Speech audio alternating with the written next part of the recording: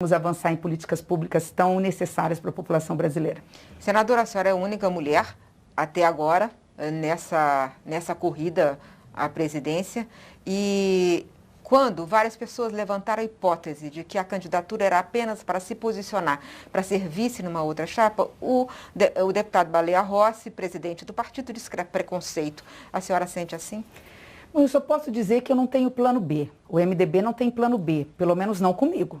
Porque quando me chamaram para ser pré-candidata, isso já tem um ano que eles tentam conversar, eu confesso que fiquei surpresa, afinal nós temos tantos grandes homens e mulheres públicas dentro do partido, e nós viemos conversando desde então, nós sentimos que havia um clamor da base, essa é uma candidatura diferente, porque é um clamor dos municípios, né, dos homens e mulheres do MDB, dos seus núcleos todos, o MDB Mulher, MDB Juventude, MDB Diversidade, MDB Trabalhista, MDB Socioambiental, MDB Afro. Então ele veio dali, veio dos vereadores, veio mesmo dos deputados. Então, quando veio esse convite, eu relutei muito, uma das razões porque eu acabei aceitando, para saber, primeiro, que eu sou a única mulher candidata, no momento de tantas incertezas, tantas dores, tanta fome, é preciso a voz de uma mulher falando daquilo que importa, que é da nossa gente. Ele me fez o convite e nós deixamos muito claro, eu sou pré-candidata à presidência da República. Não coloquei condição de ser plano de ser vice e nem ele colocou na mesa a possibilidade do fato de ser vice. Até porque eu acho que o evento de hoje mostrou a capilaridade, a capacidade de mobilização do MDB. O MDB tem história, o MDB tem projeto de governo, já ajudou a governar, já governou bem e agora tem essa preocupação com o futuro. Não há porquê nós falarmos de vice-candidatura nesse momento. É exatamente por causa dessa capilaridade do MDB, ele tem capilaridade, é o partido mais municipalista, como a senhora disse, de fato os dados estão aí, o tamanho, a história, é por isso que sempre se pergunta por que ele não tem um bom desempenho quando ele candidata, as poucas vezes que ele se candidatou a presidente. E é porque o partido talvez seja muito dividido.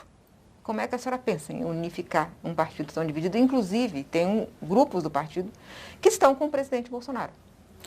E é natural, o maior partido do Brasil e que sempre pregou a pluralidade, não pode agora querer ter a convergência em cima de um único nome. Mas pretende costurar essa união? Mas é natural, vai ser natural. Nós vamos estar em todos os palanques regionais. Uma candidatura à presidência da República por um partido é uma candidatura também regionalizada. Nós queremos fazer o maior número de deputados estaduais, de deputados federais, de governadores, de senadores da República. Então nós vamos estar conversando com a rua. O nosso bloco vai para a rua.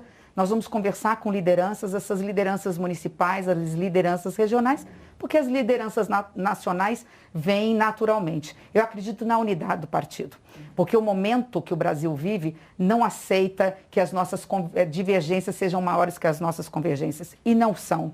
Eu acho que é uma questão de tempo para que os demais companheiros se somem a esse projeto.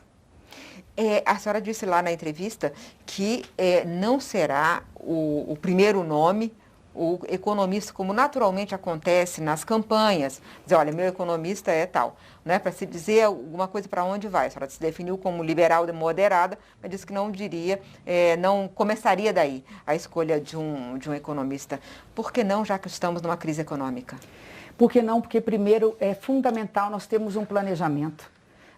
Nós estamos numa crise econômica exatamente porque o governo perdeu o rumo, perdeu o norte, não sabe para onde vai, não sabe quais são as prioridades, não tem um plano nacional de desenvolvimento, não tem um plano regional de desenvolvimento, aplica o pouco dinheiro que tem de forma equivocada, no sentido de poder comprar votos para poder aprovar projetos também equivocados.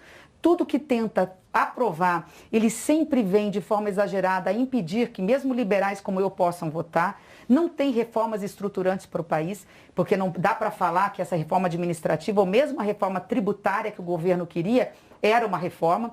No fundo, aquela reforma fatiada, ela foi fatiada porque a quarta fase, última fase, era a fase que não passava no Congresso Nacional, que compensaria todas as benesses que ele faria aqui. Qual era essa quarta fase? fase, criar um imposto para todos os brasileiros, um imposto digital, que é a CPMF disfarçada de batom.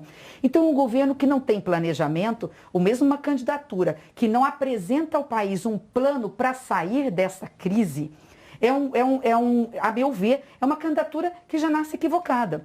No meu caso, eu não estou aqui para criticar nenhum pré-candidato, mas no meu caso, seja o mercado, seja o capital, seja o investidor brasileiro ou estrangeiro, ele não precisa ter dúvida em relação ao meu posicionamento na economia. A minha história fala por mim. Quando eu fui prefeita, quando eu fui 2 vezes, eu reorganizei as finanças para poder investir. Eu fiz primeiro o dever de casa. Eu não canso de dizer que a nossa finalidade maior é responsabilidade social, oportunidade de igualdade para todos. Matar a fome, eu acho inadmissível uma criança dormir com fome no Brasil sendo um país tão rico. Agora, essa responsabilidade social, que é o fim, ela depende de um meio, que é a responsabilidade fiscal. As âncoras fiscais eu votei favorável. A reforma da Previdência, eu era presidente da CCJ. Eu, o senador Tasso Gereissati, porque o governo não quis se envolver nisso, nós redigimos, nós mudamos ali na última hora para poder aprovar. Estive presente na votação das outras reformas, do teto de gasto, da reforma administrativa, trabalhista, da reforma do ensino médio. Então, eu não preciso necessariamente apresentar nesse momento um economista, porque a minha história fala por mim. Por que eu sou moderada, Miriam? Porque eu acho que assim, essa vontade de fazer um liberalismo absoluto é que impede a gente de avançar. Eu brincaria dizendo o seguinte: a nossa vontade de voar, não vamos deixar que a nossa vontade de voar nos impeça de caminhar. E às vezes a gente vê projetos difíceis de serem aprovados porque se quis fazer absolutamente tudo de uma hora para outra. Então, eu acho que o principal é termos uma equipe que planeje quais são as políticas públicas essenciais para o Brasil. A partir daí, vamos falar de economia. Como nós vamos fazer para conseguir investir? E não é só com investimento público. Nós temos que falar de investimento com parcerias público-privadas, obviamente, e fundamental, um ambiente seguro, juridicamente falando, socialmente falando, ambientalmente falando, para atrair capital estrangeiro e capital nacional. Eles são os nossos parceiros. Tem uma dificuldade no MDB, que é uma parte do MDB é do agronegócio, o agronegócio mais tradicional, que tem propostas de políticas que são lesivas ao meio ambiente. Por outro lado, seu estado, o Mato Grosso do Sul, é um estado muito vulnerável, porque tem um bioma muito vulnerável, que é o Pantanal. Como conduzir essa questão ambiental no Brasil, mantendo o desenvolvimento, mantendo todos os projetos de desenvolvimento que o país queira?